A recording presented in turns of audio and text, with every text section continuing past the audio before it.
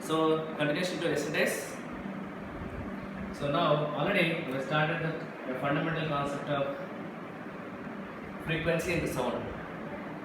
So now go for another concept, another property of sound, another characteristics. So that is called amplitude, right?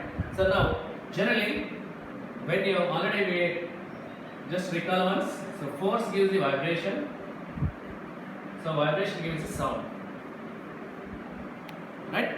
So now this is the relation. Make it clear. So in order to get the vibration you require force. But here our condition today we will see the magnitude of the force.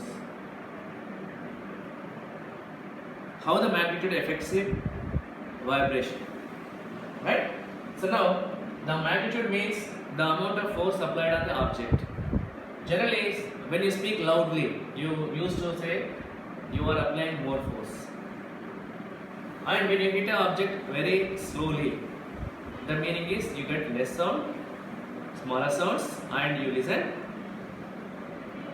less sound. So the meaning is that depends on the force, the amount of sound you are listening is varied.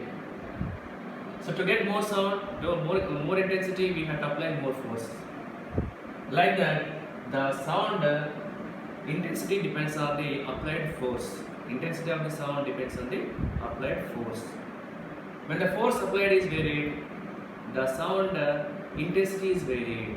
That is very important, right? So now let me see. Suppose when the force applied is very small, I will draw in the diagram form.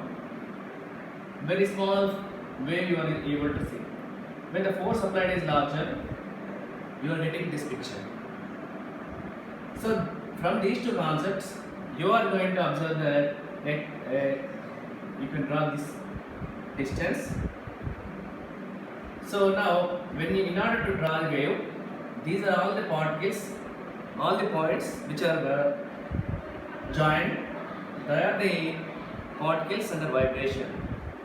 So now, when you join all the vibrating particles, points of the vibrating particles, you get this type of picture.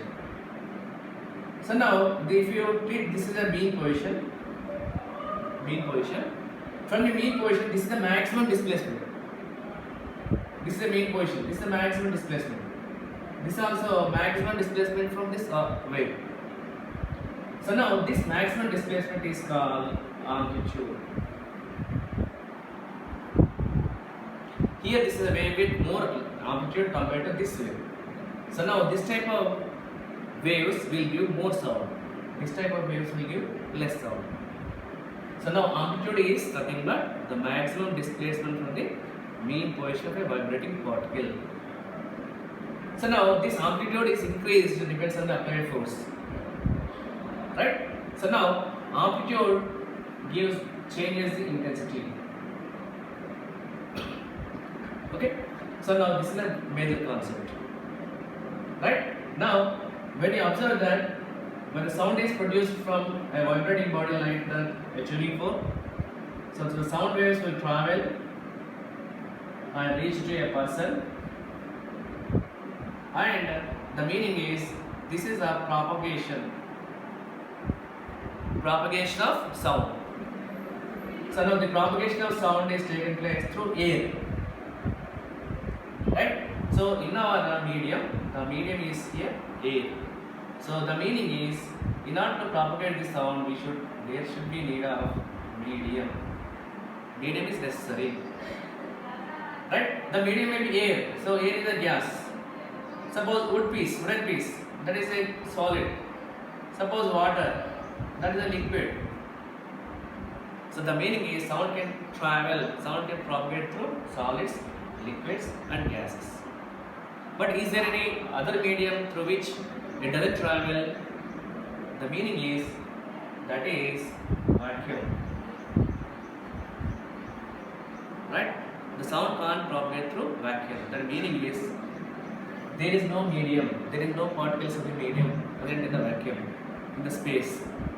So there, when you go to the moon, on the moon you can't listen to sounds. That is due to there is no atmosphere. There is no air particles. So that is why the important condition is to travel the sound, to propagate the sound, with requirement medium. Okay, so now when they are traveling through the medium, the sound will have certain velocity v.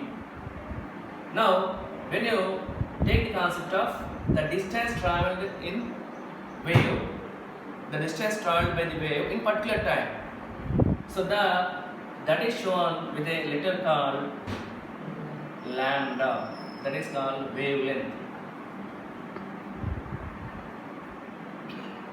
right? So the wavelength can be taken the diagram from where to where, it's called wavelength. Let us suppose the wavelength is the distance between two successive particles vibrating in the same phase. Now let us consider this a particle. This is a particle. They will vibrate in the same phase. So this distance is called lambda. Remember. So lambda is nothing but wavelength. So generally it is considered the distance traveled by the wave or the distance between two successive particles which are vibrating in the same phase. Okay. Right? So velocity will be there. Velocity is due to the distance traveled by the wave. But when it is done in particular time, then you can write as, so v equal to the distance traveled by the wave is lambda and the time taken is t.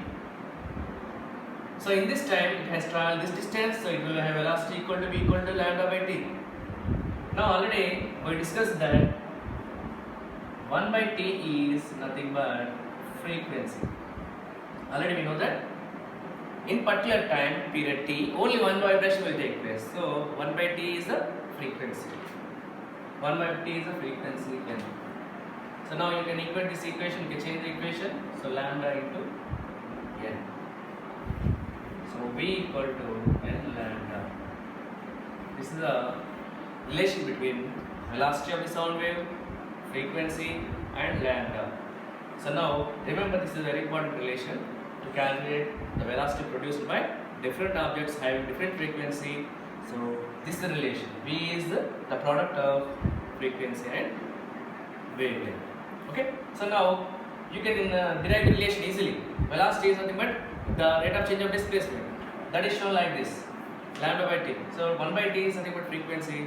The frequency is multiplied by lambda gives the velocity. Okay. So let us conclude today's topic. So tomorrow we will then there will be some more problems. Okay. So let me stop here up to here.